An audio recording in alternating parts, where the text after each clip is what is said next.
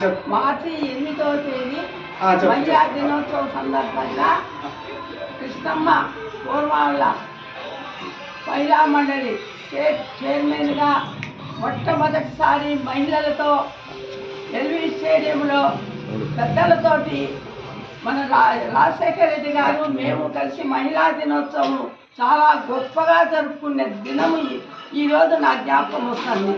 ఆయన లేకపోయినా కూడా ఎప్పటికీ కూడా మహిళా దినోత్సవము ప్రతి సంవత్సరము ఏదో ఒకటి మహిళలతో సాధించాలి. స్త్రీ శక్తి అంటే మనోధైర్యము, మానవత్వము, సేవాభావము ఉండి స్త్రీగా రాణించాలి. తను చిన్నతనం నుంచి నేను 1937లో నేను పుట్టాను. అప్పుడు మా తండ్రి 20 ఏళ్ళకే చనిపోయినాడు. 11 ఏళ్ళ బిడ్డను. నాది శంకవర గ్రామము. దేశాయి మార్కారెడ్డి అప్పట్లోనే డిస్ట్రిక్ట్ కోర్టు మెంబరే. ఆయన కుమార్తెగా నేను పల్లెటూరులో పుట్టి అప్పటి నుంచి ప్రతి వాళ్లకు మన ఇందిరాగాంధీ టైంలో నన్ను మహిళా మండలి స్టేట్ చైర్మన్గా చేయడము, కోటిరెడ్డి రామసుబ్బమ్మ గారు ఆ రోజుల్లో నన్ను మహిళా మండలికి చైర్మన్గా చేయడం, ఒక స్త్రీ ఆదర్శమైన ఆమె కోటిరెడ్డి బొమ్మ కూడా ఈ రోజుకి కడపలో ఉంది. ఆయన సతీమణి మహిళా జిల్లా పరిషత్ చైర్మన్గా కావడము, నన్ను ఆమె నా పేరు నిలబెట్టాలి, స్త్రీ జాతికి నువ్వు నిదర్శనం కావాలి కడప జిల్లాలో అని చెప్పడము. అప్పటి నుంచి నేను చిన్నగా చదువు తక్కువైనా కూడా ప్రతిరోజు ఎవరికో ఒకటి నేను చేసిన పదవులు లేకల్లా శంకవరం 24 గ్రామాలకు సర్పంచ్గా పనిచేసిన ఫస్ట్. తర్వాత కోఆపరేటివ్ సొసైటీ సెంట్రల్ బ్యాంక్కి పూర్వాయిల సొసైటీకి పనిచేసిన తర్వాత సెంట్రల్ బోర్డు చైర్మన్గా నేను ఇందిరాగాంధీ టైంలో నామినేట్ చేయించుకొని మహిళలకు ఈ స్వింగ్ సెంటర్లు, బాల్వాడీసు, ఆ నుంచి డైరీలు ఇవన్నీ కూడా 23 జిల్లాలలో నేను ఇప్పించినవి ఇప్పటికి కూడా మహిళా మండళ్ళు ఉన్నాయి, ఆదర్శంగా నడుస్తున్నాయి. అదేవిధంగా ఏ స్త్రీ అయినా నేను అదే కాకుండా మన యూనివర్సిటీ అగ్రికల్చర్ యూనివర్సిటీలో నేను మెంబర్గా ఉండి వరి పైర్లు, గోధుమలు రకరకాలు పనిచేసేటన్నీ కూడా మన ఏరియాకు తెచ్చి మీటింగులలో 23 జిల్లాలలో చెప్పి అప్పుడు అగ్రికల్చర్ దాంట్లో పనిచేసిన. అదేవిధంగా జిల్లా హరిజన సేవా సంఘం ప్రెసిడెంట్గా ఉండి మన గవర్నర్గా ఉన్న కుముద్ జోషిని దొడుకొని వచ్చి దొడుకొని వచ్చి కడప జిల్లాలో మొదటిసారి వచ్చిన ఏకైక గవర్నరు మన కుముద్ జోషి గారే. ఆమె వచ్చి మనకేం చేసిందా, ఆమె ప్రతి మహిళా మండలిని తాపల మీద నిలబెట్టి ఇట్లనే అందరినీ వాళ్ళని చేసిన అభివృద్ధి పథకాలు ఆమెకి నమ్మించిన. అప్పటి నుంచి ఇప్పటికీ చిన్నపిల్లలన్నా ఆడపిల్లలన్నా చాలా ప్రేమ కలుగుతుంది. నా కుల మతాలతో సంబంధం ప్రతి ఒక్కరికి విద్య రావాలి, మనోధైర్యం రావాలి. మనోధైర్యంతో స్త్రీ ఎట్లా ఉండాలి?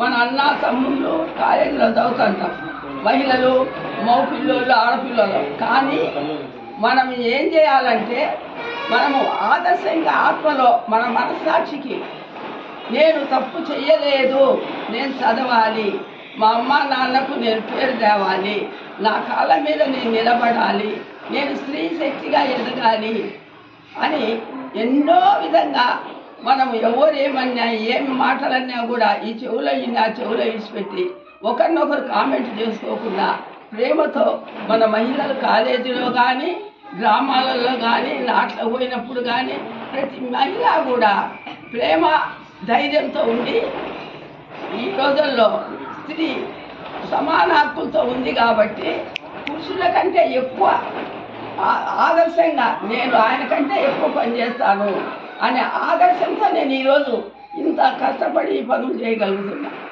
చేసిన మా మామ గవర్నర్ గారు ఓబులరెడ్డి గారు ఉన్నప్పుడు మా ఈ కాలేజీని నేను అప్పుడు ఏదో లెక్చరర్లు ఇస్తూ జరపలేకపోయినాము.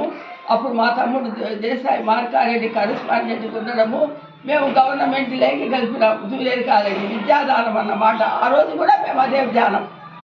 ప్రతిదీ సేవ చేయాలి, మంచి చేయాలని అప్పటికి ఇప్పటికీ ఆదర్శంగా మా అమ్మ దేశాయి ఓబులమ్మ, మా తండ్రి మార్కారెడ్డి, మా తమ్ముడు మార్కారెడ్డి, వీళ్ళందరూ ఇప్పటికి కూడా అట్లే ఆ విధంగానే జరుపుతూ నా కొడుకు నాగార్జున రెడ్డి అట్లే కాకుండా ఇంకా ఎన్నో ఆదర్శమైనవి ఉండేవి.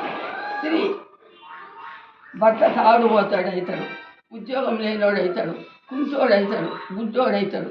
కానీ వీళ్ళందరికీ కూడా ధైర్యం తెప్పించే విధంగా మనం చెప్పుకుంటూ భర్తలు కానీ తమ్ముళ్ళు కానీ వాళ్ళని ముందుకు తడపోయే భాగ్యం మన స్త్రీలో ఉంది.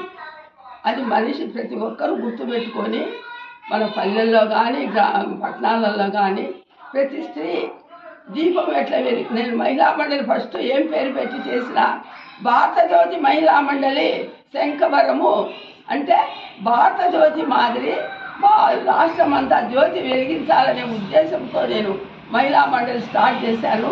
కోటేటి రామసుబ్బమ్మ సంతోషపడి నన్ను అప్పుడు ఆమె చేర్చి కడప జిల్లా నాకు చెప్పడము, అప్పటి నుంచి 23 జిల్లాలు తిరగడము, రాజశేఖర రెడ్డి గారి టైంలో మున్సిపల్ ఫైనాన్స్ కార్పొరేషన్ చైర్మన్గా పనిచేయడము. పదవులు అనేటి శాశ్వతం కాదు, శాశ్వతమైన కీర్తి తేవాల. అంటే నేను ఈ ఊరి పోయి పని చేసిన, ఈ బాయిలో ఇచ్చిన, ఈ బోర్ ఇప్పించిన, ఈ డైరీ ఇప్పించిన, ఈ బాల్వాడిసి పెట్టిన అని నేను చేస్తూ నా సర్వే రిపోర్టు నేను చెప్పాలంటే ఒక భాగవతం అవుతుంది. అన్ని పదవులు చేసిన, అన్ని సేవలు చేసిన, ప్రతి జనవరి 1కు ముసలోళ్ళకు ఈ పొద్దుటికి కూడా వస్త్రాలు ఇవ్వడము, వాళ్ళకు ప్రతి ఏదో ఒకటి సాయం చేయడము. ఇదే విధంగా పుట్టేప్పుడు కూడా ముసలోళ్ళు వస్తే ఇప్పుడు ఆ రోజుల్లో 10-20 పెట్టేవాళ్ళం, ఇప్పుడు 100 రూపాయల చేతుల్లో పెట్టడము. స్త్రీని మించిన పురుషత్వం లేదు. స్త్రీ పురుషుడు ఇద్దరు ప్రపంచంలో ఇద్దరే మనుషులు, భార్య భర్త. పురుషుడు భర్త, భార్య స్త్రీ. కుల మతాలతో పనిలే మనకు. ఈ ఇద్దరు ఏకమైనప్పుడే స్త్రీ శక్తి పెరిగేది. ఆ స్త్రీ శక్తి పెరగాలంటే మనము మన ఆత్మసాక్షిలో ధైర్యం నింపుకొని వాళ్ళకంటే ముందు నేను అడిగేయాలి, ఈ పని చేయాలి అనే కింద ఎప్పుడైతే మనం నడుస్తామో మీరందరూ కూడా అదే విధంగా ఒక స్త్రీ శక్తి అనేది మనసులో పెట్టుకొని మహిళా దినోత్సవం రేపుంటే రేపు ఆదివారం కాబట్టి మీతో మాట్లాడాలని కృష్ణ శారదా కాలేజీలో ఉండే డిగ్రీ వాళ్ళ ఆడపిల్లలతో నా మనవరాళ్ళ మాదిరి నేను చూసుకోవాలని, నా 90 ఏళ్ళ వయసులో కూడా నేను నర్సలేదానా ఇంట్లోకి పిల్లంపుకొని నా మనవరాళ్ళకు అంటే Krishna Sharada junior college, degree college వాళ్ళను ఎంతో ప్రేమతో వాళ్ళకి వెళ్ళి చెప్పుకుంటూ మీరు భవిష్యత్తులో మీ మనోధైర్యం కోల్పోవాకండి, మానసికంగా వ్యక్తిత్వంగా ఉండండి, స్త్రీ జాతికి పేరు దాండి అని చెప్తూ నేను నా లెక్చరర్లను కూడా అదే సోదర భావంతో వాళ్ళను చూసుకోమని, నా మహిళలను చదువు కూడా అదే విద్యాబోధన బాగా చెప్పి వాళ్ళను విద్యావంతులుగా చెయ్యాలని లెక్చరర్లకు చెప్తూ కృష్ణ శారదా కాలేజీ అభివృద్ధి కావాలని. అదేవిధంగా ఒక్కటి మీకు చెప్పాలి పాప, ఏమిటంటే జూనియర్ కాలేజా దానం చేస్తుంది ఎవరికి, మేము గవర్నమెంట్లోకి. అదేవిధంగా డిగ్రీ కళాశాల కావాలని ఎప్పటి నుంచో ప్రజలు కోరుకుంటున్నారు. కానీ ఏ నాయకుడు ఏ రాజకీయం పట్టించుకోలే. అటువంటిప్పుడు ఈయనకి వచ్చిన ప్రిన్సిపాలు మా ఇంటికి వచ్చి, అమ్మ మీరు జూనియర్ కాలేజ్ తెచ్చినారు, అదేవిధంగా డిగ్రీ కళాశాలకు స్థలం కావాలి నాకు గీరుకుందని ఆయన చెప్పడము. నేను 6 నెలలు తిరిగిన ఎవరికి, ఇంద్రజిత్ కలెక్టర్ గారి దగ్గరికి అర్జీ తీసుకొని మాట్లాడితే భవన వెంకట్రామరెడ్డి విద్యాశాఖ మంత్రిగా ఉన్నాడు.